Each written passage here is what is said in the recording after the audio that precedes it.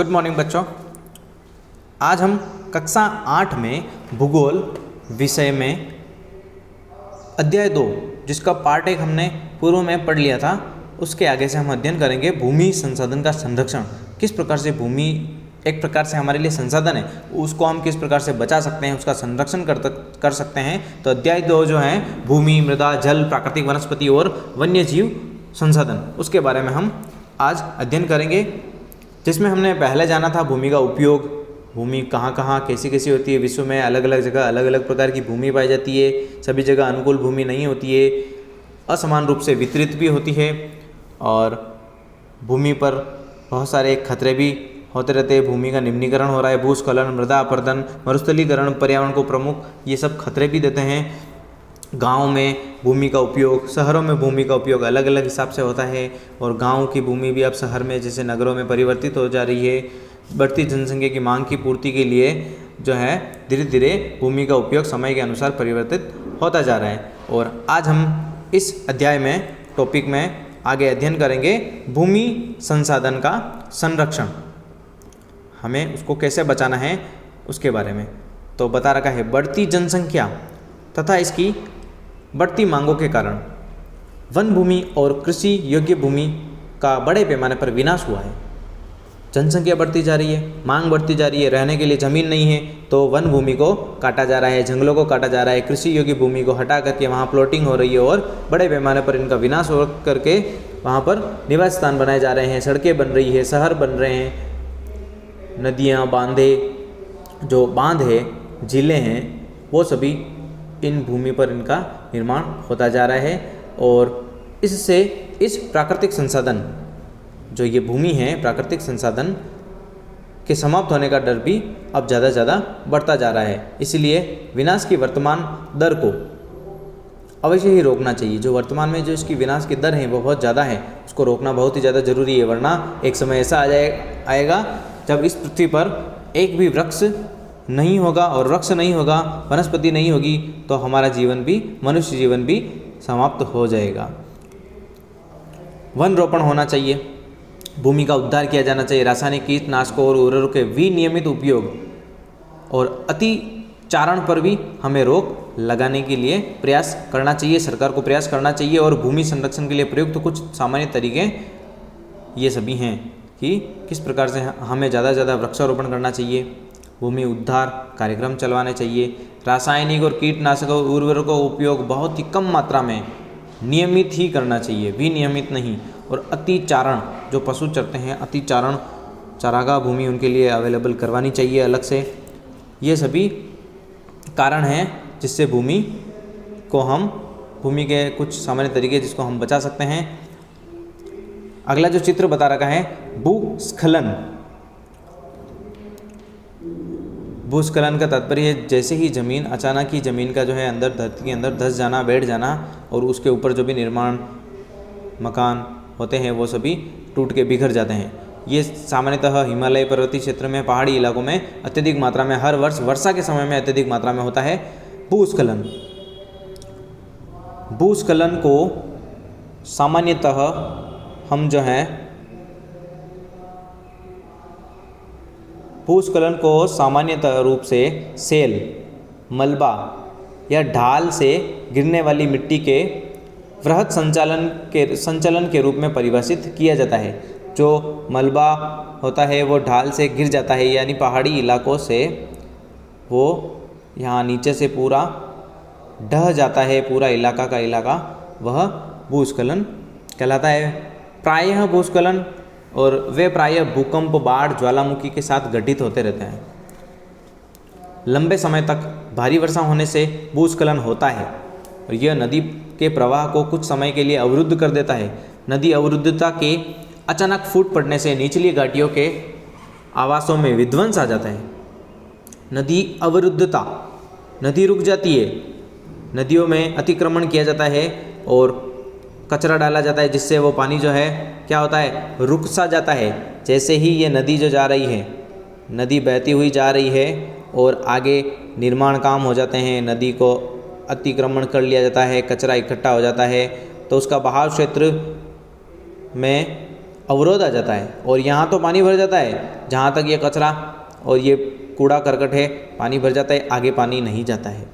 और जैसे ही ये अस्थायी रूप से होता है, जैसे ही ये हटता है या फिर पानी के अत्यधिक दबाव के कारण ये टूटता है तो पानी बहुत स्पीड में बाढ़ का कारण और बाढ़ का रूप ले लेता है और बहुत ही ज़्यादा विध्वंस होता है।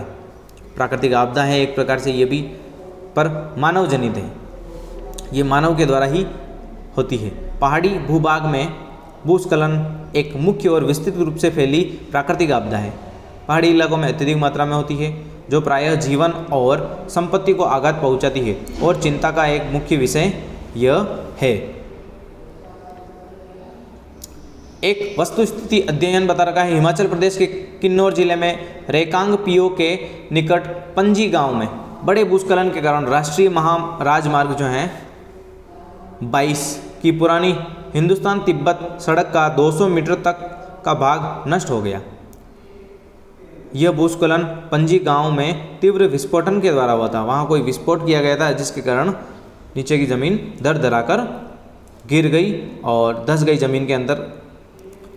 विस्फोटन के कारण ढाल का यह कमज़ोर क्षेत्र नीचे गिर गया, जिसके कारण सड़क और गांव के आसपास के क्षेत्र को क्षति पहुंची थी। पंजी गांव को किसी संभावित मानव विनाश से बचाने के लिए पूर्ण रूप से खाली करा दिया गया था।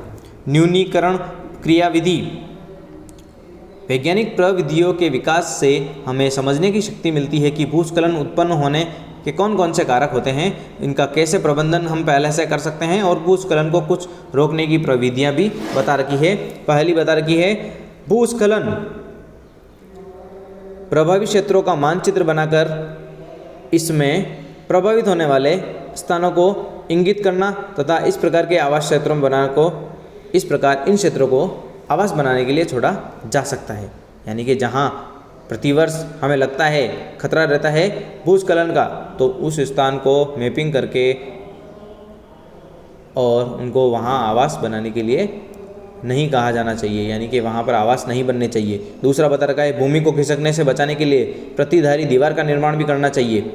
जैसे ही कोई पहाड़ है, किनारे पर जो पहाड़ होते हैं, किनारे पर ये जो पहाड़ है और इन पहाड़ों में के आगे, इन पहाड़ों के आगे एक दीवार, लंबी सी दीवार खड़ी करनी चाहिए, जिससे अगर ये गिर भी जाएं तो दीवार इसे बचा सके, क्षति ना हो लोगों को।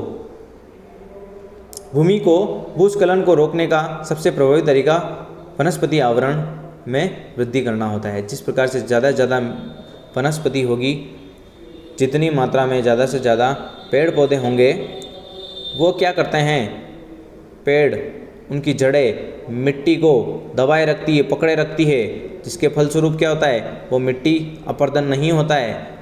तो ज़्यादा से ज़्यादा वृक्षारोपण करना चाहिए। सतही अपवाह तथा झरना प्रवाहों के साथ साथ भूस्खलन की गतिविधियों को नियंत्रित करने के लिए एक पृष्ठीय अपवाह नियंत्रण उपाय कार्यान्वित किए गए हैं। एक शब्दावली बता रखी है और उस शब्दावली के अंतर्गत बता रखा है अपक्षय। अपक्षय तापमान परिवर्तन, तुषार क्रिया, पौधों, प्राणियों और मनुष्य द्वारा अनावरित सेलों का टूटना क्षय होना कहलाता है। क्षय कहलाता है टूटना। अगला टॉपिक है मृदा,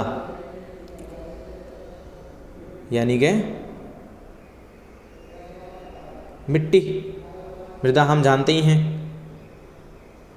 पृथ्वी के पृष्ठ पर दानेदार कणों के आवरण की पतली परत मृदा कहलाती है। यह भूमि से निकटता से जुड़ी हुई होती है, भूमि के बहुत ही समीप जुड़ी हुई होती है।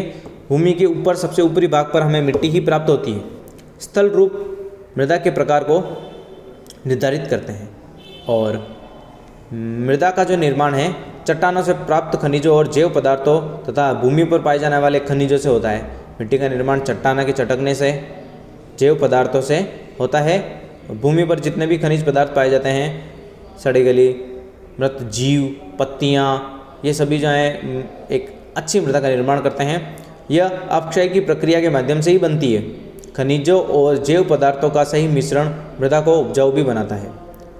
खनिजों और जैव पदार्थों का सही मिश्रण मृदा को उपजाऊ बनाता है। जो भूमि के ऊपर की मृदा होती है, जो भूमि के ऊपरी मृदा होती है वह शीर्ष मृदा कहलाती है, शीर्ष मृदा, और ये बहुत ही उपजाऊ होती है। नीचे जो मृदा होती है वो अधो मृदा कहलाती है, वो अनुपजाऊ होती है। क्या होती है? वो अनुपजाऊ होती है, क्योंकि ऊपरी भाग पर ही हमें जो है खनिज पदार्थ देखने को मिलते हैं।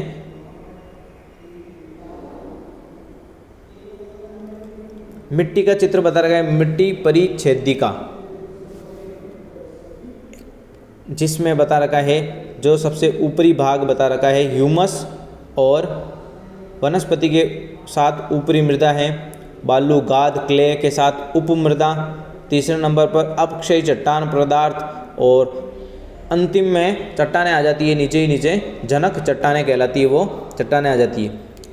क्या आप जानते हैं केवल 1 सेंटीमीटर मृदा को बनने में सैकड़ों वर्ष लग जाते हैं। सिर्फ 1 सेंटीमीटर मृदा में ही सैकड़ों वर्ष लगते हैं। मिट्टी का निर्माण कई हजारों वर्षों में होता है। मिट्टी निर्माण के प्रमुख तत्व बता रखे हैं। मृदा किस प्रकार से बनती है, ये 5 तत्व उसमें उपयोगी हैं। जलवायु, तापमान, वर्षा, अपक्षय, ह्यूमस निर्माण की दर को प्रभावित करते हैं। समय मृदा परिच्छेदिका की मोटाई को निश्चित करता है। वनस्पति जात, प्राणी जात, सूक्ष्म जीव ह्यूमस निर्माण की दर को प्रभावित करते हैं। उच्चावच, तुंगता और ढाल मृदा के संचय को निर्धारित करते हैं। जनक सेल रंग गठन, रासायनिक गुणधर्म, खनिज मात्रा, पारगम्यता को निर्धारित करते हैं। तो जलवायु एक कारक है, समय कारक है, वनस्पति भी कारक है, उच्चावच और जनक सेल है। ये 5 तत्व जो हैं मृदा के निर्माण को प्रभावित करने वाले, मृदा के निर्माण को प्रभावित ये करते हैं। अगले टॉपिक में हम मृदा के कारक और किस प्रकार से मृदा का निम्नीकरण और संरक्षण के उपाय हम अगले टॉपिक में पढ़ेंगे। धन्यवाद।